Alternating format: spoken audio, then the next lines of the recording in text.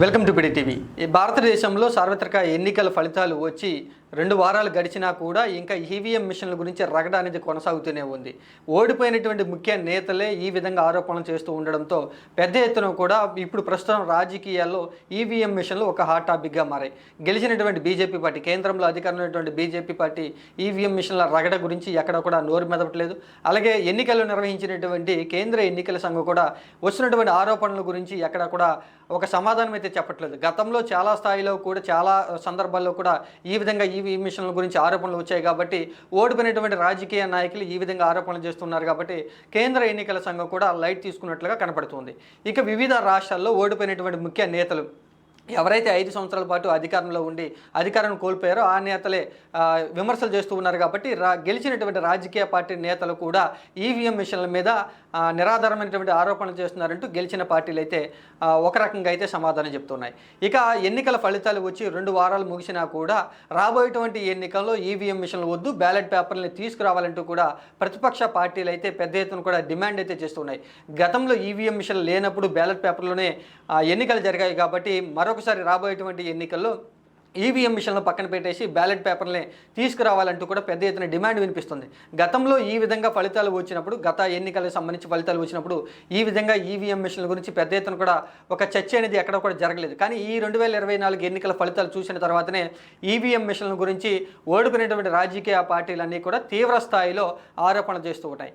EVM మిషన్లో tampering జరిగిందని, EVM మిషన్లో ఫలితాలు బీజేపీ పార్టీకి అనుకూలంగా వచ్చాయి కాబట్టి, అంటే మెజార్టీ స్థానాలను బీజేపీ పార్టీ ఏ పార్టీలతో అయితే జట్టుకట్టిందో ఆయా రాష్ట్రాల్లో ఆ పార్టీలు అధికారంలోకి వచ్చాయి కాబట్టి బీజేపీ పార్టీకి అనుకూలంగానే 2024 ఎన్నికల ఫలితాలు వచ్చాయంటూ కూడా ఆరోపణలు చేస్తున్నారు. ముందుగా జాతీయ స్థాయిలో ఇండియా కూటమికి సంబంధించి రాహుల్ గాంధీ అయితే పెద్ద ఎత్తున ఈవీఎం మిషన్ల గురించి ఆరోపణలు చేస్తూ ఉన్నారు. కేంద్ర ఎన్నికల సంఘం సమాధానం చెప్పాలని, గెలిచినటువంటి బీజేపీ పార్టీ ఎక్కడా కూడా స్పష్టమైనటువంటి సమాధానం చెప్పలేకపోతుందంటూ కూడా ఈవీఎం మిషన్లు వద్దు, బ్యాలెట్ పేపర్లు కావాలంటూ కూడా జాతీయ స్థాయిలో కాంగ్రెస్ పార్టీ రాహుల్ గాంధీ కూడా పెద్ద ఎత్తున ఆరోపణలు చేస్తూ ఉన్నారు. బ్యాలెట్ పేపర్ని తీసుకురావాలంటూ కూడా డిమాండ్ అయితే చేస్తున్నారు. ఇంకా ఈ 2 తెలుగు రాష్ట్రాలకు సంబంధించి కూడా ఈవీఎం మిషన్ల గురించి పెద్ద ఎత్తున ఆరోపణలు అయితే వస్తూ ఉన్నాయి. ఎన్నికల ఫలితాల్లో ఎన్డీఏ కూటమి ఘన విజయం సాధించడంతో 5 సంవత్సరాల పాటు అధికారంలో ఉన్నటువంటి వైసీపీ పార్టీ అధికారం కోల్పోయింది కాబట్టి ఇప్పుడు ఈవీఎం మిషన్లు వద్దు, బ్యాలెట్ పేపర్లు కావాలంటూ కూడా వైసీపీ పార్టీ పెద్ద ఎత్తున కూడా విమర్శలు చేస్తూ ఉంది. ఎన్నికల ఫలితాలు వచ్చిన తర్వాత ఆ పార్టీ చెందినటువంటి ఓడిపోయినటువంటి అభ్యర్థులైతే ఈవీఎం మిషన్లు వద్దు అంటూ కూడా కొన్ని ఆరోపణలు అయితే చేయడం జరిగింది.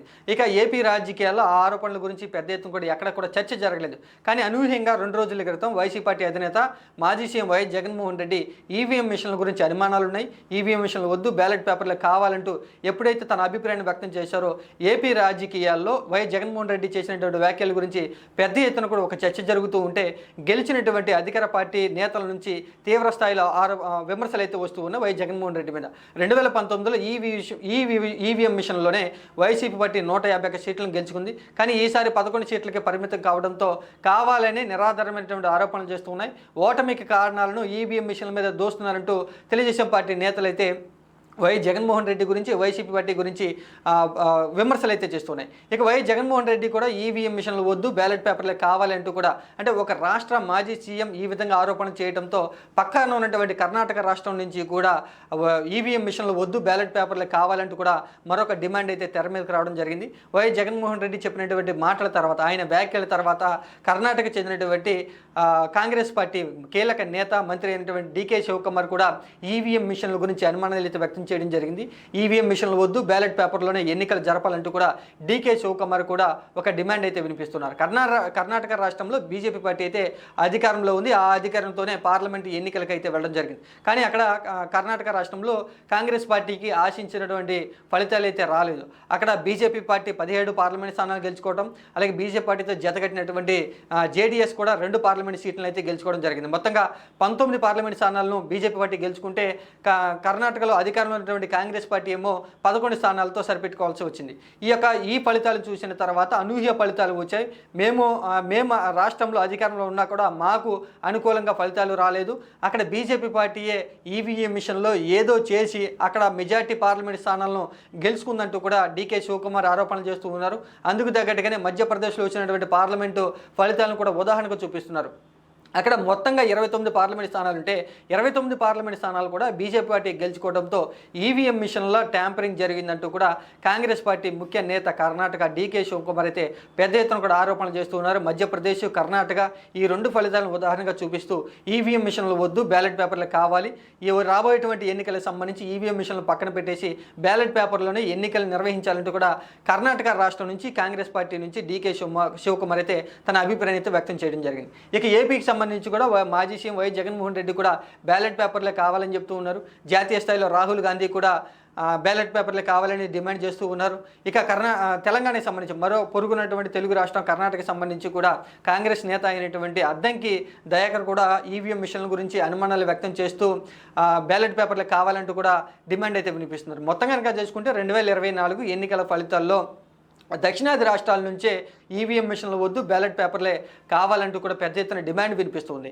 బీజేపీ పార్టీ దక్షిణాది రాష్ట్రాల మీద పెద్ద ఎత్తున కూడా ఫోకస్ పెట్టి రాజకీయంగా మేలు చేకూరేందుకు ఈవీఎం మిషన్లను ట్యాంపరింగ్ చేసిందంటూ కూడా ఓడిపోయినటువంటి రాజకీయ పార్టీలు, ఓడినటువంటి ముఖ్య రాజకీయ నేతలంతా కూడా విమర్శలు చేస్తూ ఉండడంతో పెద్ద ఎత్తున కూడా ఇప్పుడు భారతదేశంలో ఈవీఎం మిషన్ల పనితీరు గురించి చర్చ జరుగుతూ ఉంది. భిన్నాభిప్రాయాలతో వ్యక్తం చేస్తున్నారు. గెలిచినటువంటి అధికార పార్టీ నాయకులు ఈవీఎం మిషన్ల గురించి సానుకూలంగా మాట్లాడుతూ ఉంటే ఓడిపోయినటువంటి రాజకీయ నాయకులైతే ఈవీఎం మిషన్ల గురించి అనుమానాలు వ్యక్తం చేసినారు. ఇక రాబోయేటువంటి ఎన్నికలకు సంబంధించి ఈవీఎం మిషన్ల గురించి, ఈవీఎం మిషన్లో ఎన్నికలు జరుగుతాయా లేదా పాత పద్ధతి ప్రకారమే బ్యాలెట్ పేపర్లో ఎన్నికలు జరుగుతాయా, ఈ విషయం గురించి అందరూ కూడా చర్చ అయితే జరుగుతూ ఉంది. ప్రస్తుతం ఈవీఎం మిషన్ల పనితీరు గురించి కూడా అందరూ అనుమానాలు వ్యక్తం చేస్తూ ఉంటే భవిష్యత్తులో రాజకీయాల్లో ఎన్నికల ఫలితాలు, ఎన్నికలు ఏ విధంగా జరగబోతున్నాయంటూ దేశవ్యాప్తంగా కూడా ఒక చర్చ జరుగుతుంది. అయితే ఈవీఎం మిషన్ల గురించి, ఈవీఎం పనితీరుల గురించి ట్యాంపరింగ్ జరిగిందంటూ కూడా రాజకీయ పార్టీలు విమర్శలు చేస్తూ ఉంటే కేంద్ర ఎన్నికల సంఘం ఎక్కడ కూడా నోరు మెదకపోవడం ఒక గమనార్హం. అలాగే కేంద్రంలో అధికారం ఉన్నటువంటి బీజేపీ పార్టీ కూడా వస్తున్నటువంటి ఆరోపణల గురించి, కేంద్ర ప్రభుత్వ పనితీరు గురించి కూడా ఆరోపణలు వస్తూ ఉంటే ఎక్కడ కూడా కేంద్రంలో అధికారంలో ఉన్నటువంటి ముఖ్య నేతలు ఎన్నికల ఫలితాల గురించి, వస్తున్నటువంటి ఆరోపణల గురించి స్పందించకపోవడం కూడా ఇక్కడ గమనించదగ్గ ముఖ్య విషయం అనమాట. కేంద్ర ఎన్నికల సంఘమే ఏం మాట్లాడతలేదు కాబట్టి బీజేపీ పార్టీ అధిష్టానం కూడా ఏం మాట్లాడతలేదంటూ మరొక విమర్శ అయితే వస్తూ ఉంది. ఇక్కడ మొత్తం కనుక చూసుకుంటే ఈవీఎం మిషన్ల గురించి గతంలో అనుమానాలు వచ్చినప్పుడు నివృత్తి చేసినటువంటి కేంద్ర ఎన్నికల సంఘం కూడా ఇప్పుడు నోరు మెదకపోవడంతో ఈవీఎం మిషన్ల పనితీరు గురించి అనుమానాలవి మరింత బలపడుతున్నట్లుగా తెలుస్తుంది.